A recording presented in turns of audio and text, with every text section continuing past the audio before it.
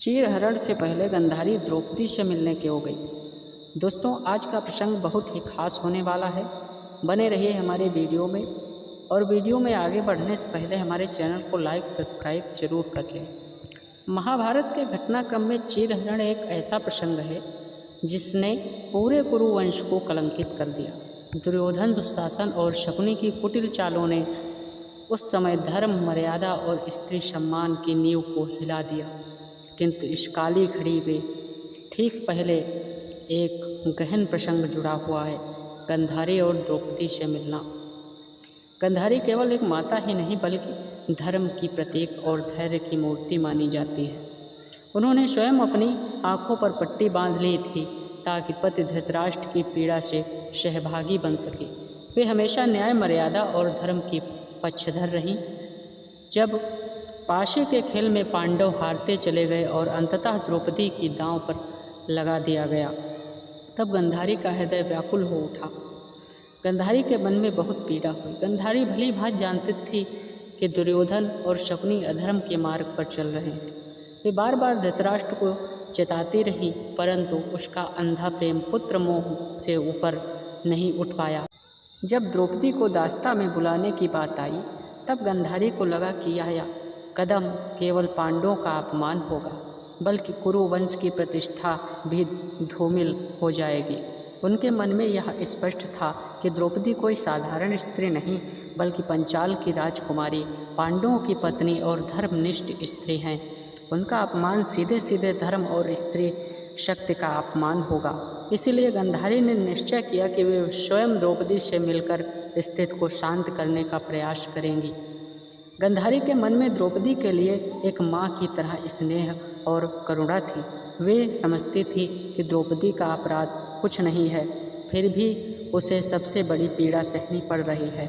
एक स्त्री होने के नाते गांधारी को यह अपमान असहनीय प्रतीत हो रहा था। उन्होंने सोचा कि यदि द्रौपदी को समझाएंगी तो वो सांत्वना देगी, तो शायद सभा में होने वाली भयानक घटना को रोका जा सकेगा। गांधारी जानती थी कि धृतराष्ट्र निर्णय लेने में कमज़ोर है और दुर्योधन शकुनी के दबाव में आकर कोई भी अन्यायपूर्ण कदम उठा सकते हैं। इस स्थिति में केवल स्त्री से स्त्री की करुणा ही द्रौपदी की रक्षा कर सकती है। इसलिए उन्होंने पहले करके द्रौपदी से मिलने का निश्चय किया। जब गांधारी द्रौपदी से मिली तो उनके शब्दों में करुणा और धर्म की झलक थी। उन्होंने द्रौपदी से कहा कि वह धैर्य रखे और क्रोध में ऐसा कदम न उठाएं जो भविष्य में और अधिक विनाशकारी हो। वे चाहती थी कि द्रौपदी धृतराष्ट्र से दया की याचना करे, क्योंकि यही एकमात्र मार्ग है जिससे वह इस समय की भीषण स्थिति को टाला जा सकता था। गांधारी की यह भेंट केवल एक अपरिचितता नहीं थी, बल्कि यह धर्म की पुकार थी। वे चाहती थी कि द्रौपदी का अपमान रोका जाए और कुरुवंश पर कलंक न लगे।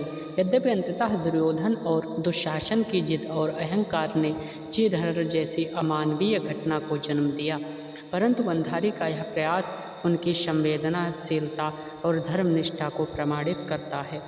चीरहरण से पहले गांधारी द्रौपदी से मिलना इस बात का प्रतीक था कुरुवंश में अब भी धर्म की ज्योति पूरी तरह बुझी नहीं थी। गांधारी ने स्त्री की पीड़ा को समझते हुए मातृत्व और धर्म के आधार पर द्रौपदी की रक्षा करने की कोशिश की।